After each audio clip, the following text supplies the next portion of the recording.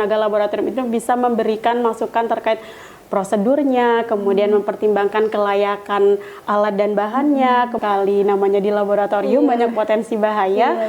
Tentunya kita akan menciptakan wadah atau tempat yang aman dan nyaman kepada pengguna laboratorium, dalam hal ini peserta didik dan guru.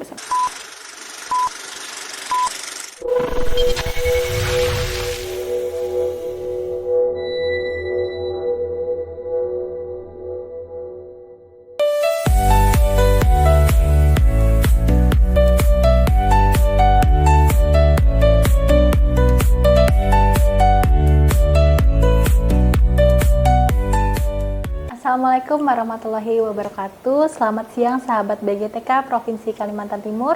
Jumpa lagi pada podcast kita, podcast Etam Kayu Bubaya, yang merupakan program komunikasi digital yang dipersembahkan oleh BGTK Provinsi Kalimantan Timur. Podcast ini dipersembahkan sebagai wadah informasi, inspirasi, dan isu-isu pendidikan khususnya di wilayah Provinsi Kalimantan Timur. Pada podcast kita siang hari ini, saya Dinda Witasari sebagai moderator yang sudah juga ditemani oleh narasumber kita, Ibu Awalus Saripah MPD.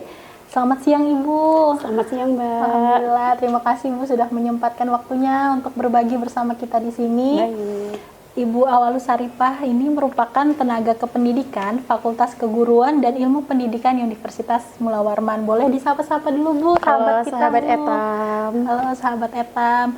Ibu Awalus Saripah ini juga merupakan yang memiliki pengalaman sebagai tenaga laboratorium di Laboratorium Pendidikan Kimia Universitas Mula Warman.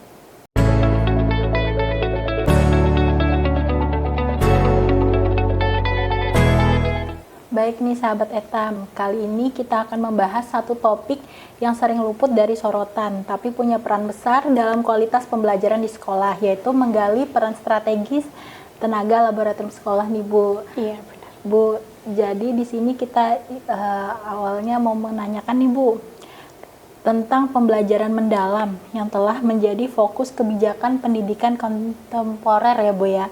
Boleh dijelaskan secara ringkas nggak Bu, apa sih perbedaan mendasar pembelajaran mendalam dengan metode pembelajaran tradisional atau dangkal, dan mengapa sih Bu pendekatan pembelajaran mendalam ini menjadi sangat penting dalam mempersiapkan kompetensi peserta didik di masa depan? Oke baik, sekarang kita kan memang sedang menggaungkan tentang pembelajaran mendalam ini ya Mbak ya. Jadi kalau misalnya di dalam pembelajaran mendalam ini pembelajaran yang menggembirakan, berkesadaran dan bermakna. Perbedaannya dengan surface learning biasanya kalau misalnya pembelajaran yang tempo dulu itu biasanya cenderung berpusat misalnya hanya pada guru, kemudian bersifat prosedural, kemudian menghafal. Namun di dalam pembelajaran mendalam ini siswa kita dituntut untuk terlibat langsung, bersikap aktif dalam pembelajaran, artinya berkesadaran, kemudian pembelajaran juga dirancang bermakna dan menggembirakan. Artinya jika kita kaitkan dengan tenaga laboratorium nantinya, itu akan tidak lepas dengan pembelajaran IPA kalau untuk di SMP. Kalau untuk di SMA, pembelajaran kimia, fisika, biologi. Nah, di dalam pembelajaran IPA itu ada pengetahuan-pengetahuan yang dia harus dibuktikan. Salah satunya dengan melakukan praktikum. Jadi di dalamnya siswa dituntut untuk misalnya merancang percobaan, kemudian mengamati sendiri percobaannya. Kan dibandingkan dengan guru memberikan informasi zat A ditambah zat B menjadi zat C berwarna biru, itu akan lebih bermakna jika siswa kita libatkan langsung. Siswa mencampur sendiri, mereaksikan sendiri, kemudian melihat dan mengamati sendiri serta menarik kesimpulan. Jadi kesimpulan yang dia dapat atau pengetahuan yang dia dapat, dia konstruk sendiri sehingga akan lebih bermakna dan bertahan lama di dalam ingatan dan dia bisa terapkan nantinya. Nah, mengapa penting untuk menjawab tantangan di masa mendatang? Karena pembelajaran mendalam ini menyiapkan potensi siswa untuk pekerjaan-pekerjaan di masa mendatang itu menuntut siswa memiliki kompetensi yang lebih banyak menjawab tantangan seperti kolaboratif, kemudian mandiri dan kreatif seperti itu. Seperti 8 profil lulusan yang diharapkan oleh pembelajaran mendalam ini, Mbak. Benar. Begitu. Jadi siswa dituntut untuk ikut langsung Bu ya praktek. Iya, Jadi untuk selanjutnya nih Bu, kerangka pembelajaran mendalam sendiri kan didukung oleh 4 komponen kunci ya Bu, dan salah satunya itu adalah kemitraan pembelajaran. Bagaimana sih Bu tenaga kependidikan seperti tenaga laboratorium dapat menggeser perannya dari sekedar administratif menjadi mitra strategis yang secara optimal mendukung implementasi pembelajaran mendalam bagi guru dan peserta didiknya? Oke, baik. Di dalam kerangka pembelajaran mendalam memang ada 4 komponen, yang salah satunya adalah kemitraan. Nah, kemitraan di sini sebagai bentuk kolaborasi antara tenaga kependidikan, dalam hal ini tenaga laboratorium dengan guru. Jadi bukan hanya fungsi administratif, tapi tenaga laboratorium ini sekarang fungsinya dapat menjadi mitra profesional guru, Mbak. Jadi tenaga laboratorium bisa menjadi fasilitator misalnya pada saat melakukan pembelajaran atau praktikum. Kemudian pada saat guru-guru di dalam satu semester misalnya memberikan jadwal kepada laboratorium, kami inginnya praktikum ini. Nah, dalam menyiapkan praktikum ini, kita memerlukan peran tenaga laboratorium untuk mempertimbangkan, misalnya tenaga laboratorium itu bisa memberikan masukan terkait prosedurnya, kemudian mempertimbangkan kelayakan alat dan bahannya, kemudian memberi pertimbangan kepada guru, misalnya ada bahan yang, oh ini sudah tidak baik Bu, bolehkah diganti dengan bahan ini? Nah, jadi perannya sebagai tenaga laboratorium dalam menjalankan tugas fungsinya mendukung pelaksanaan pembelajaran mendalam di kelas, seperti itu. Wah. Cukup informasinya sangat bermanfaat sekali Bu bagi kita saat ini.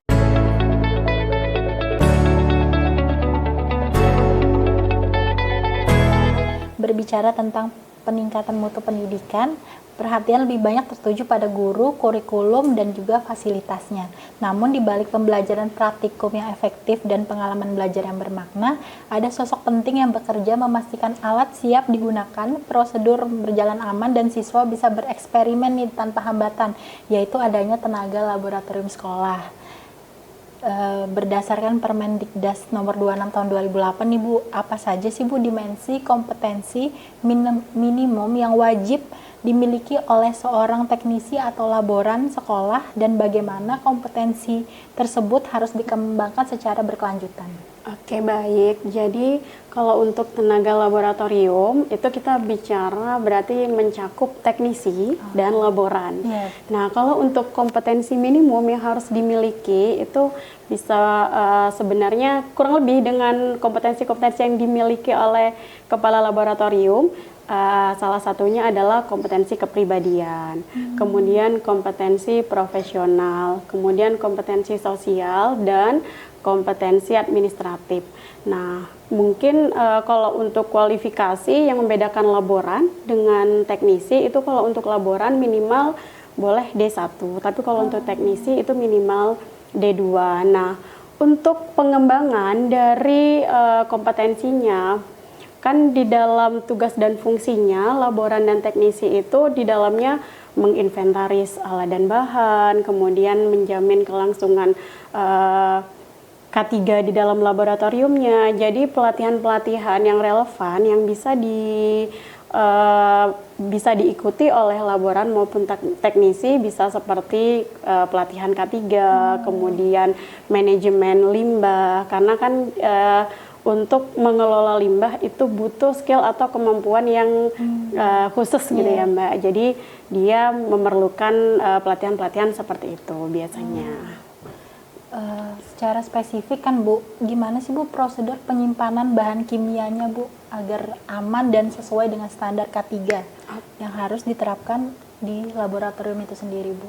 Oke, di sekolah kan biasanya untuk yang pembelajaran IPA, untuk di SMP biasanya memiliki laboratorium IPA.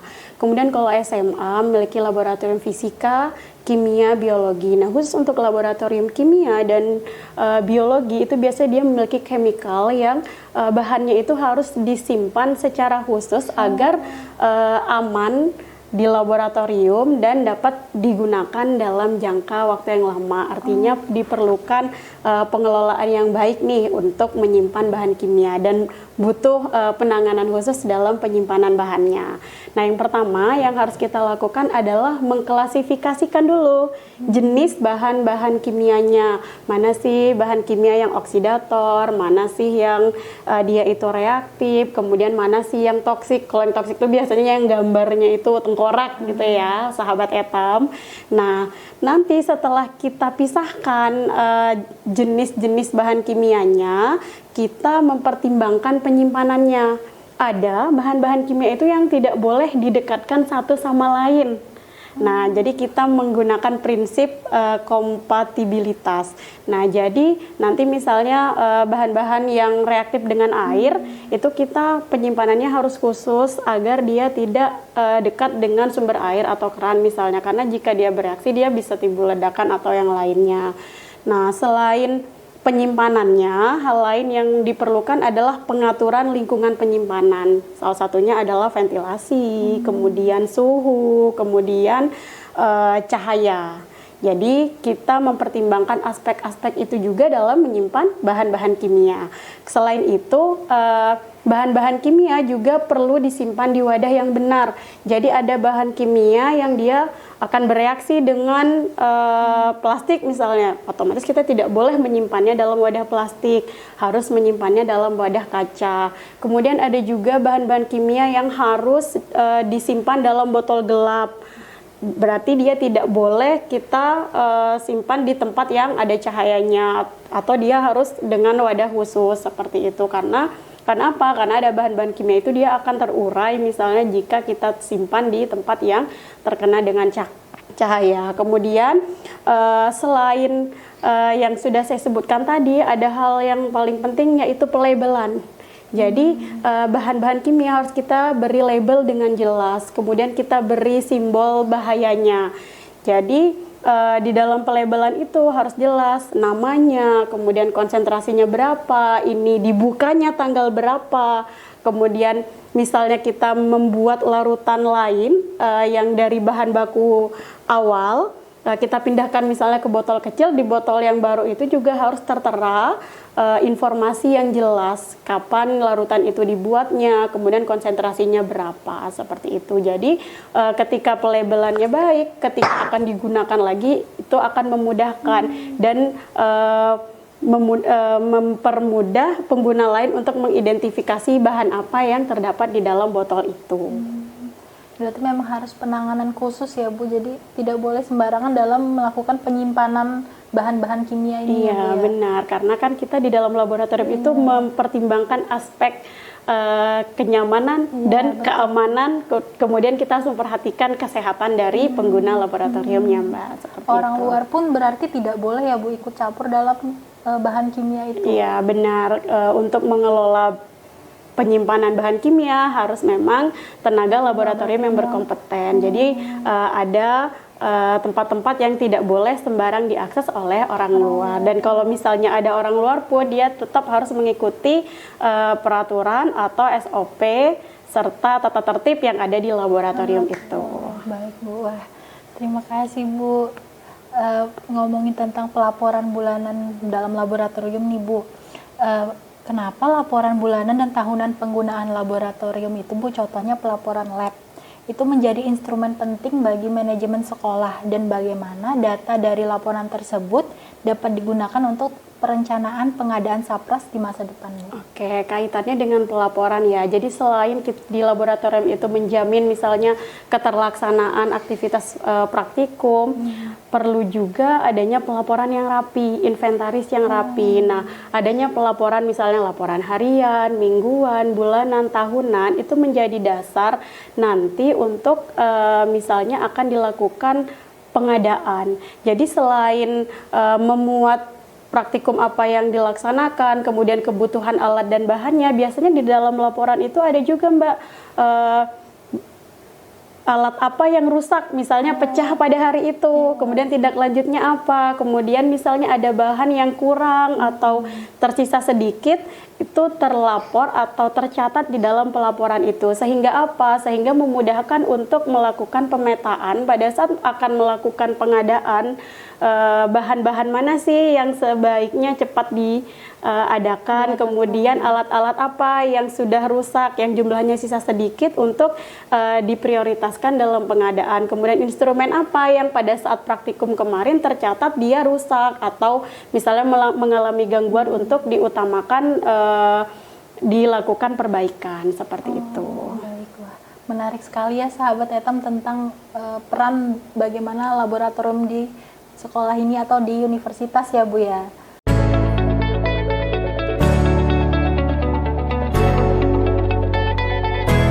Baik sahabat Etam, sebelum kita lanjut jangan lupa share dan like YouTube kita BGTK Provinsi Kalimantan Timur.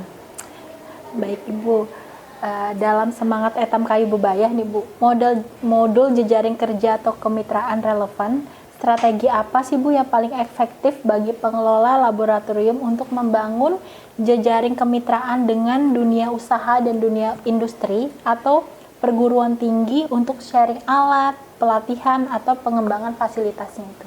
Oke, untuk strategi membangun kemitraan yang relevan, mungkin dari pihak dari laboratorium sekolah bisa mulai memetakan apa sih kebutuhannya, kemudian memanfaatkan kedekatan geografis itu seperti menjalin kemitraan dengan universitas-universitas yang ada di sekitar sekolah. Misalnya untuk sekolah-sekolah yang ada di Samarinda, itu bisa menjalin kerjasama dengan mitra atau laboratorium-laboratorium yang ada di fakultas atau universitas di sekitarnya. Jadi kemitraannya bisa bentuk kerjasamanya bisa berupa praktikum bersama, kemudian membuat MOU dan perjanjian kerjasama, atau untuk sekolah-sekolah nih yang misalnya punya siswanya ikut lomba karya tulis, itu bisa melakukan ujinya di laboratorium fakultas atau universitas yang ada di sekitarnya, tentunya dengan menjalin kemitraan tersebut. Karena biasanya kalau di sekolah memungkinkan alat atau bahannya ada yang kurang, tapi misalnya di universitas atau fakultas kan lebih lengkap instrumen-instrumennya. Nah itu bisa menjalin kerjasama untuk melakukan penelitian seperti itu. Jadi menjalin kemitraan ini juga penting ya Bu ya. Benar. Untuk menambah apa yang tidak kita punya di laboratorium yang kita punya gitu kan Bu. Iya. Tentang keselamatan dan kesehatan kerja K3-nya nih Bu. Dari sekian banyak regulasi dan pedoman K3 seperti panduan, modul dan draft buku saku K3. Apa 3 prinsip emas atau golden rules-nya K3 yang wajib dipegang teguh oleh setiap pengguna laboratorium nih Bu, termasuk peserta didik, untuk menciptakan budaya keselamatan kerja yang kokoh?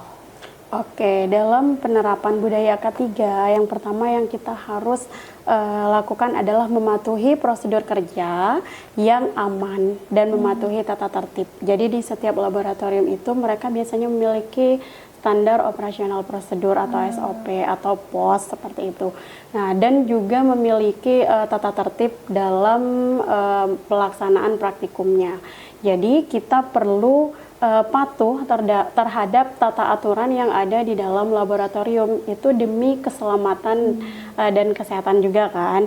Kemudian mengidentifikasi potensi bahaya apa saja yang ada di laboratorium, karena di laboratorium itu banyak sekali potensi bahayanya, seperti misalnya api, sumber api, kemudian listrik, kemudian bahan kimia, kemudian pecahan kaca, seperti itu.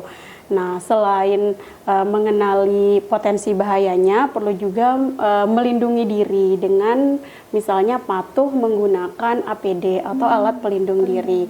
Jadi biasanya kalau kita di laboratorium kimia itu wajib menggunakan jas laboratorium untuk melindungi pakaian dari tumpahan, kemudian sarung tangan untuk misalnya pada saat praktikum agar tidak terkena tumpahan, melindungi tangan, kemudian kacamata untuk pada saat dia mereaksikan zat-zat yang ada gasnya atau nanti berinteraksi dengan asam-asam kuat, dia tidak terkena mata dan mengiritasi mata. Kemudian selain itu juga diwajibkan untuk memakai sepatu yang tertutup. Jadi jika misalnya terjadi tumpahan atau apa, kakinya terlindung. Biasanya juga kalau untuk laboratorium sahabat etam yang farmasi, dia juga harus menggunakan penutup kepala seperti itu. Harus lengkap ya? Iya benar, menggunakan alat pelindung diri yang lengkap seperti itu. Pelindung dirinya ini apa ada standarnya sendiri Bu buat petugas laboratorium itu sendiri? Iya, seperti misalnya masker. Kalau untuk laboratorium kimia, biasanya kita minimal menggunakan yang N95. Jadi tidak menggunakan masker medis yang seperti biasa karena ya kerapatan ininya maskernya itu lebih rapat kalau yang N95 untuk melindungi pernafasan seperti itu, Mbak. Kan sudah pakai APD lengkap nih Bu, pernah nggak Bu punya pengalaman Bu kita sudah pakai APD lengkap tapi ada terkena atau apa gitu? Oh iya, benar sekali. Namanya di laboratorium banyak potensi bahaya. Saya sendiri dulu pernah pada saat masih mahasiswa, jadi saya membimbing praktikum. Jadi waktu itu posisinya sebagai asisten praktikum. Nah, saya membuat larutan menggunakan asam kuat, asam nitrat waktu itu. Nah, pada saat saya membuat larutan itu yang pekat, saya sudah diinfokan oleh laboran untuk memindahkan dulu ke wadah kecil. Tapi waktu itu ada miss saya dengan teman saya, akhirnya teman saya itu mengembalikan ke wadah besar, tapi salah. Jadi harusnya dikembalikan sesuai zat itu, tapi terpindah ke botol sebelahnya. Akhirnya waktu itu kayak semacam ada ledakan. Untungnya mungkin tidak terlalu parah. Jadi dengan pengalaman itu, ketika kita berada di laboratorium, khususnya yang berhadapan dengan chemical atau bahan-bahan kimia yang berbahaya, kita harus lebih hati-hati dan menjalankan prinsip-prinsip keselamatan itu, memperhatikan K3-nya dan selalu memakai alat pelindung diri dengan lengkap. Oke, kalau biasanya juga di laboratorium itu punya yang namanya AWOS dan ini emergency shower. Jadi itu jika misalnya terkena tumpahan atau terkena mata, bisa langsung ke tempat itu, jadi tidak lagi mencari keran, jadi dia bisa langsung menyiram atau langsung toolsnya itu menyiram ke mata, jadi cepat terbilas seperti itu. Baik Bu, kan tadi jika terjadi kecelakaan kerja itu ya Bu ya di laboratorium seperti tumpahan bahan kimia berbahaya atau luka, bagaimana sih Bu alur pertolongan pertamanya pada kecelakaan yang harus segera dilakukan dan bagaimana penanganan limbahnya nih Bu, limbah cair dan padatnya yang benar sesuai pedomannya? Oke, yang pertama yang harus dilakukan sahabat etam dan yang menjadi kunci adalah jangan panik.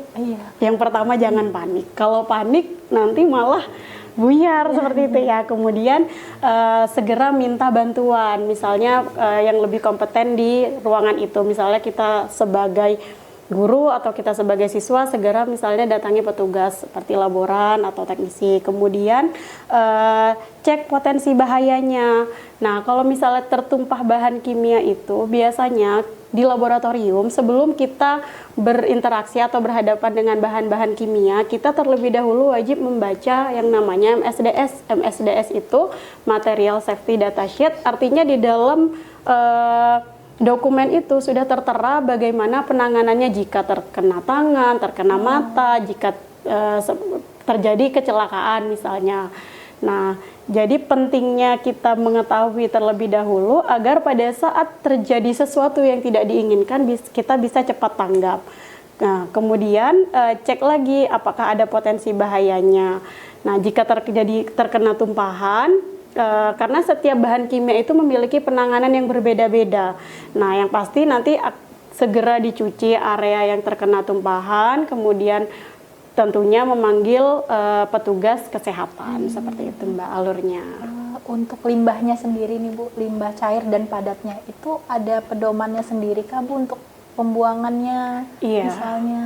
Benar sekali. Jadi limbah dari praktikum itu tidak boleh kita langsung buang sembarangan. Jadi dia ada tata caranya untuk membuang limbah tersebut. Nah, kalau untuk di Laboratorium Kimia FKIP Universitas Mula Warman yang sudah dilakukan, jadi limbah itu tidak kita buang langsung ke dalam saluran pembuangan karena itu memang tidak boleh ya Mbak ya. Jadi limbahnya kita tampung di wadah-wadah penyimpanan sesuai dengan kategorinya. Ada limbah asam, basa, kemudian ada yang oksidator atau organik, anorganik seperti itu. Nanti pada saat sudah terkumpul, tiap tahunnya kita akan menghubungi pihak ketiga yang memang berwenang untuk mengelola limbah itu. Jadi memang kita sudah tidak membuang limbah secara sembarangan. Sebenarnya ada tata kelolanya, artinya kalau itu mungkin dilakukan, itu bisa. Seperti misalnya untuk membuang larutan asam harus kita netralkan dulu. Kemudian untuk misalnya membuang yang beracun, misalnya kita harus endapkan dulu, kemudian nanti beri adsorben untuk mengurangi logam beratnya atau yang lainnya seperti itu. Tapi untuk lebih amannya terhadap lingkungan, kita tidak diperkenankan untuk langsung membuang ke saluran pembuangan karena kan khawatir muaranya nanti ke tempat pembuangan, ke sumber air penduduk misalnya atau ke kolam ikan seperti itu. Jadi tidak boleh sembarangan juga ya Bu, ada prosedurnya tentang pembuangan ini. Begitu sahabat Etam.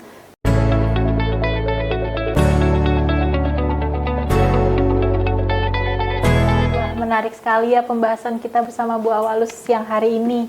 Pentingnya kolaborasi dan juga jejaring profesional nih Bu. File materi menyebutkan bahwa kolaborasi ini penting dan tenaga pendidikan tidak harus bekerja sendiri. Mengapa sih Bu jejaring profesional dan komunitas belajar menjadi ruang belajar sejawat yang aman dan setara ya Bu ya, yang krusial bagi tenaga kependidikan? Selain efisiensi kerja, manfaat apa yang paling signifikan nih Bu dirasakan tenaga pendidikan saat aktif dalam jejaring profesional itu? Oke, baik. Untuk tenaga laboratorium itu sendiri, asosiasinya kita sebutnya atolasi ya Mbak. Asosiasi Teknisi Laboran Indonesia, Sekolah Indonesia, atolasi. Nah, pentingnya berjejaring itu di dalam jejaring ini kan setara. Artinya di sana sebagai wadah sharing, kemudian untuk tempat saling mendukung, kemudian komunitas belajar untuk saling berbagi praktik baik atau saling berbagi informasi atau misalnya mau berbagi bagaimana seperti tadi pengelolaan limbah di laboratorium masing-masing. Karena kan biasanya kalau untuk misalnya kita bicara penanganan limbah untuk laboratorium di sekolah itu kan mungkin tidak sebanyak limbah yang dihasilkan oleh laboratorium-laboratorium di universitas. Jadi kalau untuk misalnya tiap tahun mau menyerahkan ke pihak limbah hanya sedikit, nah itu mungkin kayak wah kok cuma sedikit nih, eman-eman nih. Jadi sebaiknya mungkin bisa koordinasi dengan sesama laboran atau sekolah lain untuk bersama-sama nih untuk penanganan limbahnya, misalnya mau seperti itu bisa. Kemudian saling berbagi informasi juga bisa terkait pengembangan kompetensi, misalnya pelatihan apa yang sedang ada, jadi agar terupdate, bisa mengetahui informasi-informasi penting terkait laboran seperti itu. Walaupun memang belum semua sekolah untuk di Kalimantan Timur ini yang sudah memiliki laboran secara khusus seperti itu. Biasanya laboratoriumnya dikelola oleh kepala laboratorium atau guru IPA atau guru mapel yang mengampu seperti itu. Baik Bu. Asosiasi profesi sendiri Bu disebutkan sebagai jalur penting untuk jejaring profesional. Selain dengan sesama tenaga pendidikan di sekolah nih Bu, bagaimana tenaga kependidikan dapat membangun kemitraan yang bermakna dengan pihak luar seperti asosiasi profesi tadi Bu ya, dan bagaimana kemitraan ini dapat menjadi solusi untuk masalah spesifik yang dihadapi tenaga pendidikan sehari-hari? Oke, selain tadi dia punya asosiasi sendiri, sebaiknya memang tenaga laboratorium kita juga memiliki jejaring ke asosiasi lain, seperti misalnya kaitannya kalau untuk laboratorium laboran atau teknisi bisa dengan MGMP yang guru-guru mapel IPA atau kimia, fisika, biologi. Nah, dari berjejaring itulah nanti tenaga laboratorium kita bisa memperoleh informasi-informasi penting, baik yang seperti tadi terkait pelatihan, kemudian untuk menunjang peningkatan dari kompetensinya. Jadi mengapa berjejaring itu penting? Karena jika beramai-ramai itu akan lebih mudah gitu ya Mbak, tempat sharing, berbagi praktik baik. Seperti yang kemarin telah dilakukan pelatihan oleh BGTK Provinsi Kalimantan Timur, itu kita mengundang sekitar 30 laboran se-Kalimantan Timur. Nah, di sana terjadi sharing seperti itu, bagaimana pengelolaan laboratoriumnya di sekolah masing-masing. Kemudian ketika kembali ke sekolahnya, para laboran ini saling berbagi praktik baik dengan misalnya sesama laboran di lab lain. Misalnya dia dari yang kemarin kita undang dari lab kimianya bisa saling berbagi informasi kepada yang fisika atau yang biologi. Selain itu juga berbagi praktik baik dengan guru-guru mata pelajaran atau kepala laboratoriumnya sebagai fungsi manajerialnya di sini. Baik Bu, berarti tentang tenaga laboratorium sekolah nih Bu, apakah penting juga, seberapa penting juga tenaga laboratorium sekolah dengan guru mata pelajaran saling berkoordinasi nih Bu? Nah, sangat penting karena tadi Mbak dia punya perannya sekarang sebagai mitra strategis, mitra profesionalnya dari guru-guru untuk mendukung pelaksanaan pembelajaran mendalam ini. Jadi supaya praktikumnya atau tujuan pembelajaran dari pembelajaran mendalam ini tercapai, tentunya ada peran-peran dari teman-teman teknik kita seperti tenaga laboratorium yang menyiapkan alatnya, membuatkan larutannya, kemudian mempertimbangkan aspek keselamatan bekerja di laboratoriumnya. Nah, mereka ini yang partnya penting juga untuk mensukseskan pembelajaran mendalam. Wah, terima kasih ya Bu. Menarik sekali pembahasan kita selama kurang lebih 30 menit ini ya teman-teman sahabat Etam. Pertanyaan terakhir nih Bu, bagaimana sih Bu tips dan trik untuk tenaga laboratorium di sekolah maupun di universitas mungkin Bu juga? Oke, kalau untuk tips and triknya untuk laboratorium, tenaga laboratorium tentunya saya selalu sampaikan seperti ini kepada peserta, misalnya di pelatihan, tidak ada satu laboratorium itu yang langsung hadir sempurna. Jadi kita sebagai pengelola di dalamnya itulah yang sedikit demi sedikit menyempurnakan atau mengoptimalkan fungsi dari laboratorium kita. Mungkin dimulai dari hal kecil, awalnya belum ada tata tertib, kita buatlah tata tertib. Awalnya belum ada struktur organisasi, kita buat. Kemudian belum ada jalur evakuasi, kita buat. Kemudian belum ada SOP, sedikit demi sedikit kita perbaiki dari tata kelola laboratorium kita. Mungkin sebelumnya pengelolaan alat dan bahan kita masih belum teratur. Nah, mulai dari hal yang kecil dulu. Nah, karena untuk mendukung pembelajaran kita perlu laboratorium yang prima. Jadi ketika kita selaku pengelola merasa memiliki laboratorium kita, tentunya kita akan menciptakan wadah atau tempat yang aman dan nyaman kepada pengguna laboratorium, dalam hal ini peserta didik dan guru, seperti itu. Sangat bermanfaat sekali nih Bu saran Ibu buat sahabat Etam, terutama sahabat Etam yang juga menjadi tenaga laboratorium di sekolahnya. Pentingnya kolaborasi dan juga jejaring profesional nih Bu.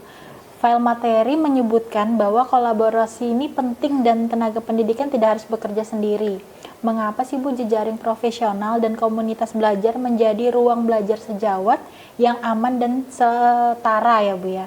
Yang krusial bagi tenaga kependidikan. Selain efisiensi kerja, manfaat apa yang paling signifikan nih Bu dirasakan tenaga pendidikan saat aktif dalam jejaring profesional itu? Oke, baik. Untuk tenaga laboratorium itu sendiri, asosiasinya kita sebutnya atolasi ya Mbak. Asosiasi Teknisi Laboran Indonesia, Sekolah Indonesia, atolasi. Nah, pentingnya berjejaring itu di dalam jejaring ini kan setara. Artinya di sana sebagai wadah sharing, kemudian untuk tempat saling mendukung, kemudian komunitas belajar untuk saling berbagi praktik baik atau saling berbagi informasi atau misalnya mau berbagi bagaimana seperti tadi pengelolaan limbah di laboratorium masing-masing. Karena kan biasanya kalau untuk misalnya kita bicara penanganan limbah untuk laboratorium di sekolah itu kan mungkin tidak sebanyak limbah yang dihasilkan oleh laboratorium-laboratorium di universitas. Jadi kalau untuk misalnya tiap tahun mau menyerahkan ke pihak limbah hanya sedikit, nah itu mungkin kayak wah.